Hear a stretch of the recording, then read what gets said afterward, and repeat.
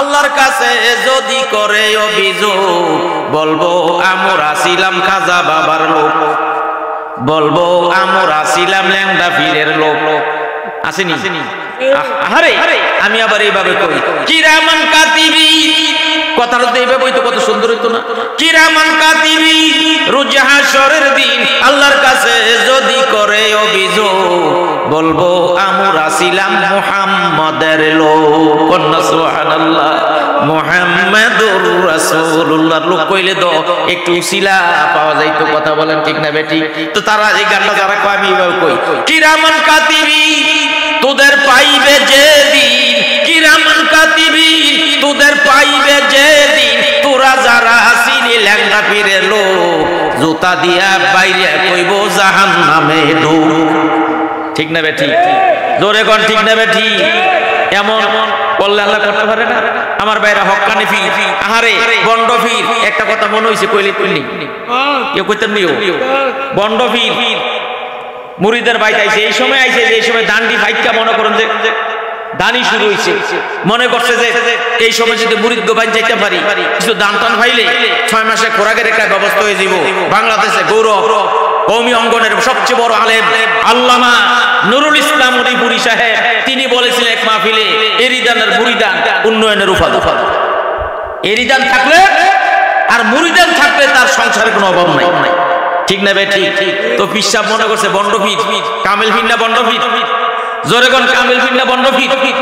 মনে করছে এই মুহূর্তে যদি মুরিদের বাড়িতে একটু ঘুরে গেড়ে আছি, দানদানিও করছে, 20-30 মণ দান পাইলে মোটামুটি 6 মাসে খোরাকের একটা ব্যবস্থা হয়ে যাব। মুরিদ গিয়ে পিসাব গিয়ে মুরিদের বাড়িতে হাজির, কিন্তু পিসাবের অবস্থা বেশি ভালো না, শুকাইয়া কঙ্কালের মতো হয়ে গেছে। মুরিদে দেখে কয় বাবা, নিজের মারে কয় বুড়ি, বাহিরে কয় বুড়া, আর পিসাবের বাবা ডাকতে ডাকতে তার মুইতে হেনা শুনে। আছে না নাই? জোরে কোন আছে না নাই? এই বাবা বাদ পানি খান না, শুকাইয়া দিয়ে গেছেন, ব্যাপারটা কি? কয় তোমাদের কারণে আমি শুকাইয়া গেছি। আমাদের কারণ মানি? কয় তোমাদের নামাজ আমারই ফরম লাগে, তোমাদের রোজা আমারই তো রাখা লাগে, তোমাদের পুত্রের পুলটা তো আমি দফার করে লইয়া যাওয়া লাগবো। এই চিন্তায় শরীরটা শুকাইয়া গেছে। আপনারা বলেন তো ভাই, একজনের নামাজ আর একজনে পড়তে পারেনি, একজনে রোজা আর একজনে রাখতে পারেনি, একজনে ভাত খাইলে আর একজনের পেট ভরবে না। মুরিদে কয় বাবা এত কষ্ট আপনি আমাদের জন্য করেন, আমরা লেগে তো নামাজ চাচ্ছি, রোজা চাচ্ছি, কারণ আঙ্গ নামাজ আপনি পড়েন, আমরা রোজা আপনি রাখেন, এত কষ্ট যখন করেন আপনি যদি দানের লেগাইছেন, বলো হ শুধু দান দিতাম না, এরই ক্ষেত্রা সহ আমরা দিয়ালাম। কি দিয়া লাইব? জোরে কোন কি দিয়া লাইব? এ দান ক্ষেত্র সহ দিয়া লাইব। আইয়া তো ফিসাবে কইতে আছে কুবুদ্ধি তো, শয়তানি বুদ্ধি তো, তখন আবেগের ঠেলায় কইছে দিব। কত খরচ দেওয়ার মানা করে? মাহফিল আইয়া লেহায় হুজুর 10,000 টাকা দেব, 5,000 টাকা দেব, যাইবার সময় রাস্তার মধ্যে শয়তানে কান্ডা থেকে মুসা দিয়া কয় বেটা কসুর দিকে দেওয়ার লাগবে।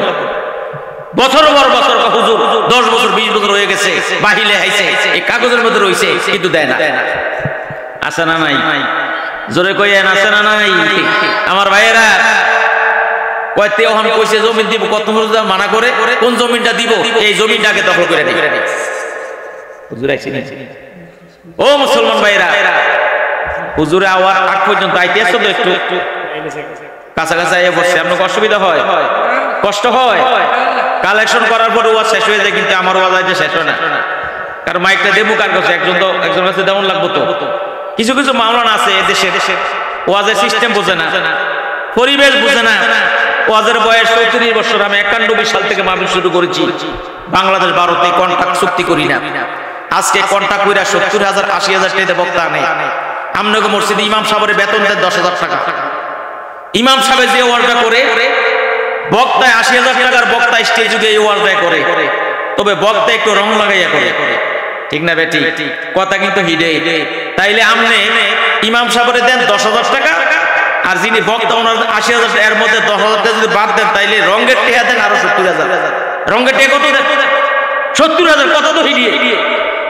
এই জন্য আমি কন্ট্রাক্টের পক্ষে না, আমি জীবনে কোনোদিন কন্ট্রাক্ট করে বক্তা দাওয়াত দিতে চাই না, কারণ একলাসের সাথে ওয়াজ করি, আল্লাহ যদি কবুল করে হাসরের ময়দানে একটা নাজাতের ব্যবস্থা হবে। কথা বলে ঠিক না বেটি? আরো জোরে কোন ঠিক কিনা বেটি?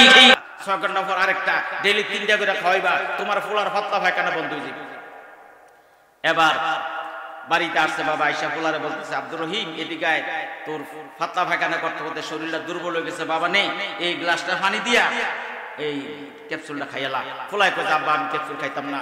বাবা কয়, ক্যাপসুল না খাইলে তো মারা যাবি। আব্বা মইরা গেলে মইরা যাবো, তবু ক্যাপসুল খাইতাম না। বাবাই ভাবছি বিপদে, একটা মাত্র ছেলে আমার, ওষুধ না খাইলে তো আমার ছেলেটা মারা যাবো, কি করণ চিন্তা করে গেছে।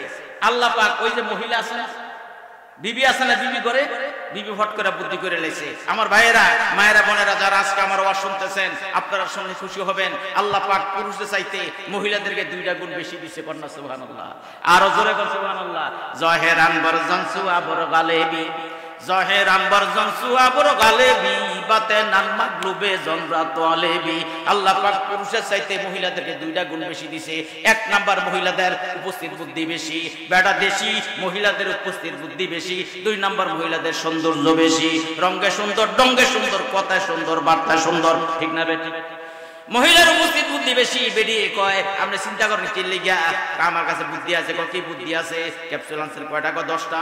আপনি আবার মাদে বাজারও যান, 10টা রসগোল্লা কিনে আনেন, তবে নরম নরম চাই আনেন।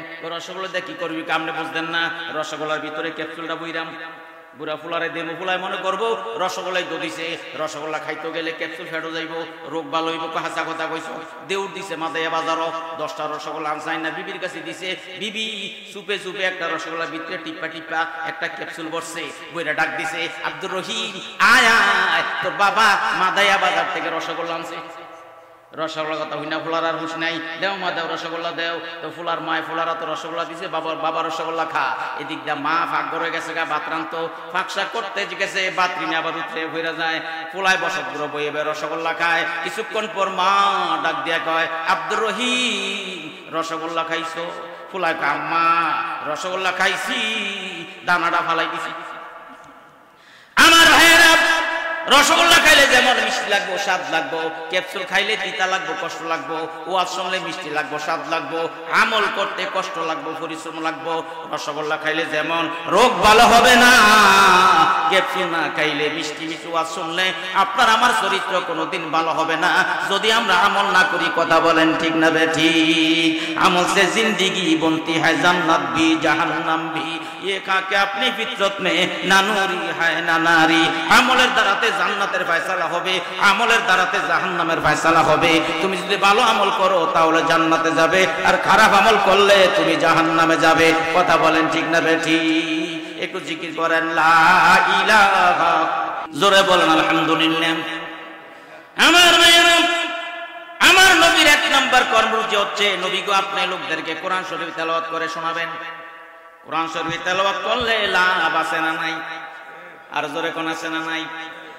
হাদিস শরীফের মধ্যে আছে, বুখারীর বর্ণনা, আল্লাহ রাসূল সাল্লাল্লাহু আলাইহি সাল্লাম ফজরের নামাজটা পড়ে মসজিদের বারান্দায় আসাবে সুফা 70 থেকে 72 মাঝে মাঝে বাড়তো এবং কমতো।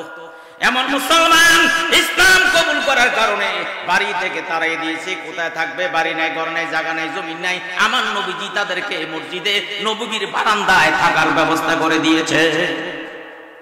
কন্যা সুবহানাল্লাহ। আমার ভাইয়েরা, আল্লাহর নবী আসাবে সুফা নামক নবীজির প্রথম মাদ্রাসা, সেখানে গেলেন। গরিব সাহাবীদেরকে লক্ষ্য করে বললেন, ও আমার সাহাবীরা, তোমরা কে আছো রে? সকালবেলা ফজরের নামাজটা পড়ে, এই যে আরবের মধ্যে 2টি বড় বড় বাজার আছে, একটা আকিক বাজার আর একটা বুখান বাজার। যে বাজারের মধ্যে উট বেচা কিনা হয়, সেখানে যাইয়া এক একটা উট কিনে আনবে। এক একটা উটের দাম 50,000 টাকা। সুবহানাল্লাহ। কোন জোরে? আর জোরে কর সুবহানাল্লাহ। একটা উটের দাম কত? সাহাবীরা মনে মনে কয়, নবী কি কয়? আমরা তো এমন সাহাবী, ঘর নাই, বাড়ি নাই, জায়গা নাই, জমি নাই, বিটি নাই। কোথাও থেকে খাবার আসলে খাই, কোথাও থেকে খাবার না আসলে মদিনার পাথরগুলো পেটে লাগাইয়া ঘুমাই। এমন গরিব সাহাবী নবীজিকে এক একটা উট কিনে আনবো 50,000 টাকা, কেউ মাথায় না, চুপ করে বসে আছে। এবার নবী বললেন, সাহাবীরা রে, কোনো টাকা লাগবে না, পয়সা লাগবে না, এমনি ফজরের নামাজটা পড়ে বাজারের মধ্যে গিয়ে উট কিনে আনবা, এক একটা উটের দাম 50,000 টাকা, কোনো টাকা লাগবে না, পয়সা লাগবে না। সাহাবীরা মনে মনে কয়, টাকা যদি না লাগে, পয়সা যদি না লাগে, আল্লাহ হয়তো আসমান থেকে আরশে আজিম থেকে আমাদের উটের ব্যবস্থা করে দিয়েছেন। সুবহানাল্লাহ। এখন সবাই কয়, হুজুর টাকা যদি না লাগে, পয়সা যদি না লাগে, এই উট কিনে আনতে আমরা সবাই রাজি আছি। এবার নবীজি আসল কথা কয়। এতক্ষণ সাহাবীদের মাঝে নবীজি রহস্য করলেন, কৌতুক করলেন। আমার নবীর মাঝে মাঝে কৌতুক করতে, যে কৌতুকটা ইসলামের সীমারেখার মধ্যে জায়েজ ছিল। কন্যা সুবহানাল্লাহ। হাদিসের মধ্যে আসছে, আমার নবী আরবের কুরমা খেজুর খাচ্ছেন, নবীজির ডান পাশে হযরত আলী রাদিয়াল্লাহু আনহু বসা, ওসমান আবু বকর রাদিয়াল্লাহু আনহুমা বসা। আমার নবীজি খেজুর খায়, আর খেজুরের দানাগুলো, বিচিগুলো হযরত আলী রাদিয়াল্লাহু আনহুর কাছে জমা করে। আল্লাহু আকবার। আলী রাদিয়াল্লাহু আনহু মনে মনে কয়, ব্যাপারে কি, কারণ কি নবী খেজুর খায় আর খেজুরের দানাটি আমার কাছে জমা করে, ঘটনা কি? খেজুর খাওয়া শেষ, আমার নবী ডাক দিয়ে কয়, সাহাবীরা রে, দেখো দেখো আমার আলী কতলা খেজুর খাইছে। যার কাছে দানা বেশি, খেজুর বেশি খাইছে না ভাই? হযরত আলী ডাক দিয়ে কয়, হক, আমাদের মধ্যে এমন খেজুর খাউন না আছে, দানা সুদ্ধা খাইয়া লাইছে, নবীর কাছে দানা নাই। সবাই মুস্কি হাসি দিয়া ফেলছে। জোরে বলেন সুবহানাল্লাহ। আমার নবী এইভাবে সাহাবীদেরকে মাঝে মাঝে আনন্দ দিতেন। বেজার মুখ্যা মানুষ আমার নবী ভালোবাসতেন না, পছন্দ করতেন না। এমন দেখবেন রাস্তাঘাটে, মাদে বাজারও গেলে দেখবেন এমন বেজার হয়ে আড়ে, মনে হয় যে কে জানি মারা গেছে, আসলে কিচ্ছু না, মনটাই বেজার, এমনি আড়ে। আমার ভাইরা, আমার নবী আবার ডাক দিয়া কয়, ও সাহাবীরা শোনো রে, যদি কোনো ব্যক্তি সকালবেলা ফজরের নামাজটা পড়িয়া আল্লাহর কোরআন শরীফ থেকে একটা আয়াত তেলাওয়াত করবে, 50,000 টাকা দামের মূল্যের একটা উট আল্লাহর রাস্তা দান করলে যে সওয়াব হবে, সেই সওয়াব আল্লাহ পাক তার আমলনামায় দিয়া দিবেন। আর জোরে কোন সুবহানাল্লাহ। 2টা আয়াত তেলাওয়াত করলে 2টা উটের সওয়াব, 3টা আয়াত তেলাওয়াত করলে 3টা উটের সওয়াব। যদি কোনো ব্যক্তি কোরআনে হাফেজ ফজরের নামাজটা পড়ে, সকাল থেকে সন্ধ্যা পর্যন্ত এক খতম কোরআন শরীফ তেলাওয়াত করে 6666 আয়াত যদি তেলাওয়াত করে, 6666টা উট আল্লাহর রাস্তা দান করলে যে সওয়াব হবে, তার আমলনামা আল্লাহ পাক সেই সওয়াব লিখে দিবেন। আমার কোরআন শরীফ তেলাওয়াত করলে আপনার ঈমান মজবুত হবে। সূরা আনফালের মধ্যে আল্লাহ পাক 2 নম্বর আয়াতের মধ্যে বলছে, ওয়া ইযা তুলিয়াত আলাইহিম আয়াতুহু যাদাতুহুম ঈমানা। যদি তোমাদের নিকট কোরআন শরীফ তেলাওয়াত করা হয়, কোরআন শরীফ তেলাওয়াত পাঠ করলে, কোরআন শরীফ তেলাওয়াত করলে তোমাদের ঈমান বেড়ে যায়। কন্যা সুবহানাল্লাহ। কোরআন শরীফ তেলাওয়াত করলে, কোরআন শরীফ তেলাওয়াত শুনলে আমাদের ঈমান তাজা হয়, ঈমান বেড়ে যায়, দিল নরম হয়। যেই দিল নরম হয়েছিল হযরত ওমর ফারুক রাদিয়াল্লাহু তাআলা আনহুর সময়ে, হযরত ওমর এত বড় একজন ওমর, আমার নবী বলছে, লা নাবিয়া বাদি লাকানা ওমর, আমার পরে কোন নবী আসবে না, যদি নবী আসতো তাহলে ওমর নবী হইতো। জোরে বলেন সুবহানাল্লাহ। আবু জাহেলের মজলিস, আবু জাহেলের মজলিস, আবু জাহেল ঘোষণা করলো, সবার মধ্যে কি আছো, আব্দুল্লাহ মুহাম্মদকে কতল করতে পারবে, হত্যা করতে পারবে, তাকে অনেক অনেক পুরস্কার দেওয়া হবে। ময়দানের মাঝ থেকে একটা যুবক, বড় বড় চুল, বড় বড় চোখ, বিশাল সিনা, বিশাল বক্ষ, দাঁড়ায় বলতেছে, নেতাজি আমি এক্ষণে যাচ্ছি, মুহাম্মদের মাথা কেটে, কল্লা কেটে মাথা এনে আপনার কাছে হাজির করতে না পারলে আমি কোনো খানা খাবো না। নাউজুবিল্লাহ। কোন জোরে জোরে কোন নাউজুবিল্লাহ। নবীজির মাথা কাটতে যাবে হযরত ওমর। এই যুবকটা ছিল হযরত ওমর রাদিয়াল্লাহু আনহু, 26 বছরের যুবক। জোরে বলেন সুবহানাল্লাহ। আজকে যাচ্ছে নবীর শেষ করে লাইব, দুনিয়া থেকে বিদায় করে দিবে, তারপরে রওনা দিয়েছে হযরত ওমর। পথি মধ্যে বন্ধু নাইমের সাথে সাক্ষাৎ, মতান্তরে সাদ ইবনে আবি ওয়াক্কাস রাদিয়াল্লাহু আনহুর সাথে সাক্ষাৎ। বন্ধু নাইম ডেকে বলে, ওমর রে, মেজাজ দিয়ে বেশি ভালো দেখা যায় না, কই যাচ্ছ? যাচ্ছি মুহাম্মদকে হত্যা করার জন্য, মুহাম্মদের কল্লা কাটার জন্য যাচ্ছি। বন্ধু নাইম ডেকে বলে, ওমর রে, আগে নিজের গড্ডা সামলাও, এরপরে মুহাম্মদের মাথা কাটতে যাইও। খবর জানোনি তোমার বোন এবং তোমার ভগ্নিপতি কলেমা পড়ে মুসলমান হয়ে গেছে। আর জোরে বলেন সুবহানাল্লাহ। আমার হযরত ওমর মনে আমারে না জিজ্ঞাসা করে আমার বোন আমার ভগ্নিপতি কলেমা পড়ে মুসলমান হয়ে গেছে, তাদেরকে আগে শায়েস্তা করতে হবে, তাদেরকে আগে শাস্তি দিতে হবে। এবার হযরত ওমর নবীজির দিকে না যাইয়া বোনের বাড়ির দিকে রওনা দিলেন। জোরে বলেন সুবহানাল্লাহ। হযরত ওমর দেউরাইয়া বোনের ঘরের দরজার সামনে দাঁড়াইল, একটু চুপ করে রইল। দেখে বোন ভগ্নিপতি ঘরের ভিতরে কোরআন শরীফ তেলাওয়াত করতেছে। মনে মনে মনে করে কথা তো ঠিক, এই তো কোরআন শরীফ তেলাওয়াতের আওয়াজ শোনা যাচ্ছে। দরজার সামনে দাঁড়াইয়া জোরে একটা ডাক দিলেন, দরজা খুলো। ওমরের কণ্ঠ শুনে কোরআন শরীফ তেলাওয়াতের আওয়াজ স্পষ্ট স্টপ হয়ে গেল। ওমরের বোন ভগ্নিপতি বোনকে ডেকে বলে, বোনের নাম ছিল ফাতেমা, ফাতেমা রে, উমরের কণ্ঠ দি মনে হয়, বোনকে আমার তো তাই মনে হয়। বোনটাকে বলে, তুমি কি উমরকে ভয় পাও? কস কি যে উমর রে জঙ্গলের জানোয়ার পর্যন্ত ভয় করে, আর আমার জিজ্ঞাসা আমি ভয় করি। স্বামী তুমি একটা অন্য রুমে চলে যাও, হাদিস শরীফের মধ্যে আছে তখন হযরত খাব্বাব রাদিয়াল্লাহু আনহু হযরত উমরের বোন ভগ্নিপতিকে কোরআন শরীফ শিখাচ্ছেন। কন্যা সুবহানাল্লাহ। খাব্বাব আলাদা রুমে চলে গেল, বোন দরজা খুলে দিল। উমর ডেকে বলে, কিসের আওয়াজ শুনলাম? কয় কোরআনের আওয়াজ। কোন কোরআন? আল্লাহর কোরআন। কোন আল্লাহ? আল্লাহ তো বহুত আছে। যাও নাউজুবিল্লাহ কোন জোরে, আরো জোরে কোন নাউজুবিল্লাহ। আল্লাহ কয়জন? আরো জোরে কোন কয়জন? যদি কেউ আরো দুই একজন থাকতে পারে ইমান থাকবো নি। লাউ কানা ফীহিমা আলিহাতুন ইল্লাল্লাহ লাফাসাদাতা, যদি আল্লাহ ব্যতীত আসমান জমিনে দ্বিতীয় কোনো মাবুদ থাকতো তাহলে কবে দুনিয়াটা ধ্বংস হয়ে যেত। আল্লাহ কয়জন? আল্লাহু আল্লাহু আহাদ। বলো আল্লাহ এক এবং অদ্বিতীয়। কন্যা সুবহানাল্লাহ। সেই আল্লাহ যে আল্লাহ তামাম দুনিয়া সৃষ্টি করেছে। আপনারা বলেন তো, হযরত উমর যদি 16 আনা মেজাজের হয়ে থাকে, বোন কি 2 আনা মেজাজ পাইছে না? জোরে কোন পাইছে না? যে সব ভাইগুলো ডাকাতি করে খায়, তাদের বোনগুলো ডাকাতি না করলো ডাকাতের মতো চাইয়ে থাকে, ঠিক না বেঠি?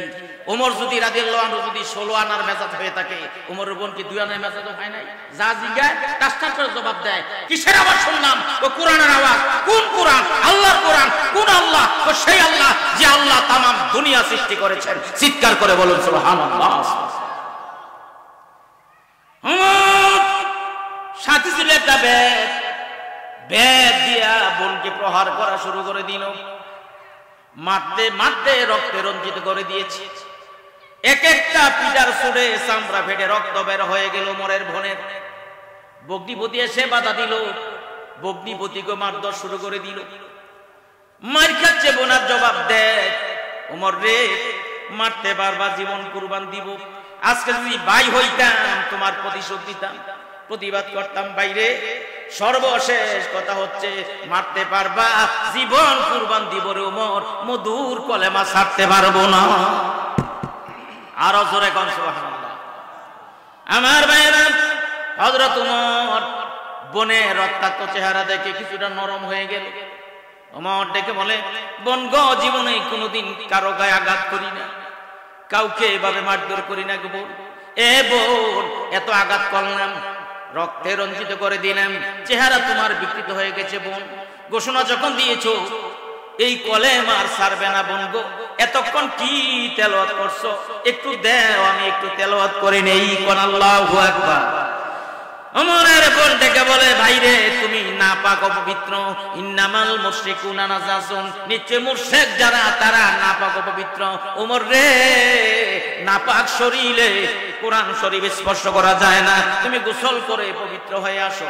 হযরত ওমর গোসল করলেন, পবিত্র হইলেন, এবার কোরআন শরীফ তেলাওয়াত শুরু করে দিলেন। তাহা মা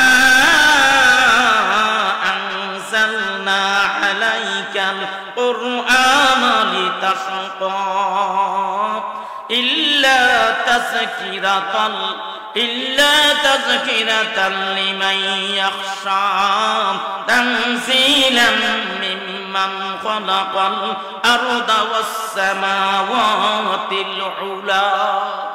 হাবিব, আমার আল্লাহ কয় আপনার জন্য কোরআন শরীফের জন্য অবতীর্ণ করি নাই, এর জন্য নাজিল করি নাই বন্ধু আপনি কষ্ট করবেন, বরং এমন প্রতিভয় ব্যক্তি উপদেশের জন্য যারা আল্লাহকে ভয় করে।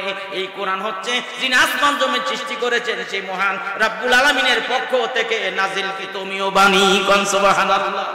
এই সূরা তাহা তেলাওয়াত করে হযরত ওমরের দিল নরম হয়ে গেল। হযরত ওমর ডেকে বলে, বোন গো বোন, কই গো দিনের নবী কই, আমারে দেখাইয়া দে, এক্ষুনি যাইয়া কলেমা পড়ে মুসলমান হয়ে যাব। জোরে বল সুবহানাল্লাহ।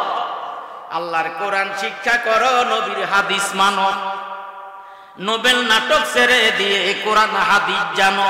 যার সিনাতে আছে কোরআন নাই কোতারে ডর, কোরআন সারা হৃদয় খানি শয়তানের ওই ঘর। কোরআন মোদের মাথার মুকুট, কোরআন মোদের মূল, খোদার কোরআন ছেড়ো না ভাই হারাবে দুঃখ। আল্লাহর কাছে যদি করে অভিযোগ, বলবো আমরা ছিলাম খাজা বাবার লোক, বলবো আমরা ছিলাম ল্যাংড়া পীরের লোক।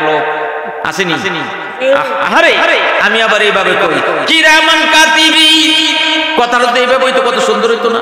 কিরামান কাতিবিন, রোজ হাশরের দিন আল্লাহর কাছে যদি করে অভিযোগ, বলবো আমরা ছিলাম মুহাম্মাদের লোক। সুবহানাল্লাহ। মুহাম্মাদুর রাসূলুল্লাহ লোক কইলে তো একটু উসিলা পাওয়া যাইতো। কথা বলেন ঠিক না বেটি?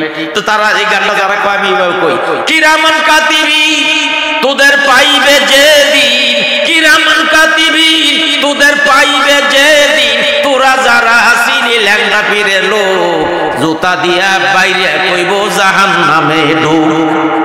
ঠিক না বেটি? জোরে কোন ঠিক না বেটি? এমন বললে আল্লাহ করতে পারে না? আমার বাইরা হক্কানি ফির, আহারে বন্ড ফির, একটা কথা মনে হইছে কইলে কইলি কেউ কইতেন নিও, বন্ড ফির মুরিদের বাইতে আইছে, এই সময় আইছে, এই সময় দান্ডি বাইকা মনে করেন যে দানি শুরু হইছে, মনে করছে যে এই সময় যদি মুরিদ গোবাইন যাইতে পারি, কিছু দান টান পাইলে 6 মাসে খোরাকের একটা ব্যবস্থা হয়ে যাব। বাংলাদেশে গৌরব কওমি অঙ্গনের সবচেয়ে বড় আলেম আল্লামা নুরুল ইসলাম উদয়পুরী সাহেব, তিনি বলেছিলেন এক মাহফিলে, এরিদানের মুরিদান উন্নয়নের উপাধি। এরিদান থাকলে আর মুরিদান থাকলে তার সংসারে কোনো অভাব নাই। ঠিক না বেটি? তো পিসাব মনে করছে বন্ড ফির, কামেল ফির না বন্ড ফির? জোরে কোন কামেল ফির না বন্ড ফির? মনে করছে এই মুহূর্তে যদি মুরিদের বাড়িতে একটু ঘুরে গেলে আসি, দানদানিও করছে, 20-30 মণ দান পাইলে মোটামুটি 6 মাসে খোরাকের একটা ব্যবস্থা হয়ে যাব। মুরিদ গিয়ে পিসাব গিয়ে মুরিদের বাড়িতে হাজির, কিন্তু পিসাবের অবস্থা বেশি ভালো না, শুকাইয়া কঙ্কালের মতো হয়ে গেছে। মুরিদে দেখা কয় বাবা, নিজের মারে কয় বুড়ি, বাহিরে কয় বুড়া, আর পিসাবের বাবা ডাকতে ডাকতে তার মুইদে হেনা শুনে। আছে না নাই? জোরে কোন আছে না নাই? এই বাবা বাত পানি খান না, শুকাইয়া দিয়ে গেছেন, ব্যাপারটা কি? কয় তোমাদের কারণে আমি শুকাইয়া গেছি। আমাদের কারণ মানি? কয় তোমাদের নামাজ আমারই ফরজ লাগে, তোমাদের রোজা আমারই তো রাখা লাগে, তোমাদের পুত্রের পুলটা তো আমি দফার করে লইয়া যাওয়া লাগবো। এই চিন্তায় শরীরটা শুকাইয়া গেছে। আপনারা বলেন তো ভাই, একজনের নামাজ আর একজনে পড়তে পারেনি, একজনের রোজা আর একজনে রাখতে পারেনি, একজনে ভাত খাইলে আর একজনের পেট ভরবে না। মুরিদে কয় বাবা এত কষ্ট আপনি আমাদের জন্য করেন, আমরা লেগে তো নামাজ চাচ্ছি, রোজা চাচ্ছি, কারণ আঙ্গ নামাজ আপনি পড়েন, আমরা রোজা আপনি রাখেন, এত কষ্ট যখন করেন আপনি যদি দানের লেগাইতে বলো হ, শুধু দান দিতাম না, এরই ক্ষেত্রা সহ আপনার দিয়ালাম। কি দিয়া লাইব? জোরে কোন কি দিয়া লাইব? এই দান ক্ষেত্র সহ দিয়া লাইব। আইয়েন তো ফিসাবে কইতে আছে কুবুদ্ধি দাও, শয়তানি বুদ্ধি দাও, তো ওহন আবেগের ঠেলায় কইছে দিব। কত খরচ দেওয়ার মানা করে? মাহফিল আইয়া লেহায় হুজুর 10,000 টাকা দেব, 5,000 টাকা দেব, যাইবার সময় রাস্তার মধ্যে শয়তানে কান্ডা থেকে মুসা দিয়া কয় বেটা কসুর দিকে দেওয়া লাগবে। বছর পর বছর হুজুর 10 বছর 20 বছর হয়ে গেছে, বাহিলে আইছে, এই কাগজের মধ্যে রইছে, কিন্তু দেয় না। আছে না নাই? জোরে কইয়েন আছে না নাই?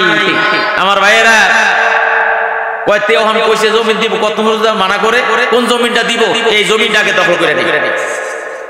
হুজুর আইছে ও মুসলমান ভাইয়েরা, হুজুরে আওয়ার আগ পর্যন্ত আইতেছো তো একটু কাছাকাছি আইয়া বসছে, আপনার অসুবিধা হয়, কষ্ট হয়?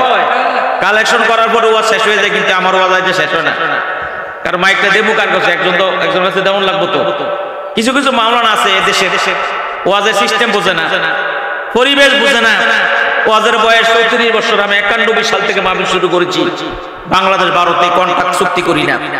আজকে কন্ট্রাক্ট কইরা 70,000 80,000 টাকা বক্তা আনে। আমনগর মসজিদে ইমাম সাহেবের বেতন দেন 10,000 টাকা। ইমাম সাহেব যে ওয়াজটা করে বক্তায় 80,000 টাকার বক্তা স্টেজ যুগে এই ওয়াজটা করে, তবে বক্তা একটু রং লাগাইয়া করে, ঠিক না বেটি? কথা কিন্তু হিডে। তাইলে আমনে ইমাম সাহেবের দেন 10,000 টাকা, আর যিনি বক্তা ওনার 80,000, এর মধ্যে 10,000 টাকা যদি বাদ দেন, তাইলে রঙের টেহা দেন আরো 70,000। রঙের টেহা কত দেন? 70,000। কত তো হিডিয়ে। এই জন্য আমি কন্ট্রাক্টের পক্ষে না। আমি জীবনে কোনোদিন কন্ট্রাক্ট করে বক্তা দাওয়াত দিতে চাই না। কারণ একলাসের সাথে ওয়াজ করি, আল্লাহ যদি কবুল করে হাসরের ময়দানে একটা নাজাতের ব্যবস্থা হবে। কথা বলেন ঠিক না বেটি? আরো জোরে কোন ঠিক কিনা বেটি? তো ধান খেতে লয়ে গেছে বাবা, আইয়েন মুরিদে কয় তুই কোন ধান ক্ষেত্রে আমার হিসাবে কোন ধান ক্ষেত্রে দিবি? আয় ক্ষেত্রে বুঝে দে আমারে। তো মুরিদে আগে আগে যাইতেছে, হিসাবে যাইতেছে। মুরিদে খেতে লাইলকে হাজির পিছের দিকে ভিড়াতে হিসাবে অনেক দূরে রয়েছে, এদিকে তো লাইলটা একটাই তো পারে না, মনে হয় যে কাইতুয়া যে নেমে ঘুরে পিছের দিকে ফিরা মুরিদের মধ্যে সন্দেহ দেখা দিচ্ছে। কি রে হুজুরের কাছে বলছি মাহফিলে গিয়া ফুলছারাতের পোলটা ওই বসুলের সেটিছে কোন হিরার সে দা এই বেড়ে এক বিঘত এদিকে তো লাইলটা একটাই তো পারে না, এই বেড়ে ফুলছারাতের পোলটা কেমনে পারবি? সন্দল ভিতরে জাগছে, পিছিটা দেউর দিয়া একটা লাঠি দিয়া হিসাবের ডেনের মধ্যে ফালাই দিছে। হিসাবে শিখতে ফেরে কয় বেড়া কিরে ধান খেত দিবি কইয়া আমারে ভাত আনছ ছয়ের মধ্যে আস অন্তে লাঠিটা ফালাই দিছ, কয় কোনো কথা কই না, সোজা যেমনে সেমনে চলে যাও। তুমি না কইছো আঙ্গ ফুলছারাতের ফুলটা ভার করে নিবা, হুজুর কো দিয়ে শুনছি ফুলছারাতের ফুলটা হইলো চুলের সাথে চিকুন হিরার সে দাঁত, তুমি দেরি কে লাল দাইতে পারো এক বিগত পাট, তুমি ফুলছারাতের ফুলটা কেমনে করিবা? তোমারে খেতে দিতাম না। এইভাবে ধরা খাই কি খায় না? জোরে কর ধরা আছে না নাই? প্রধান মেহমান আইয়া বসে, নারায়ে তাকবীর, নারায়ে তাকবীর। প্রধান মেহমানের আগমন,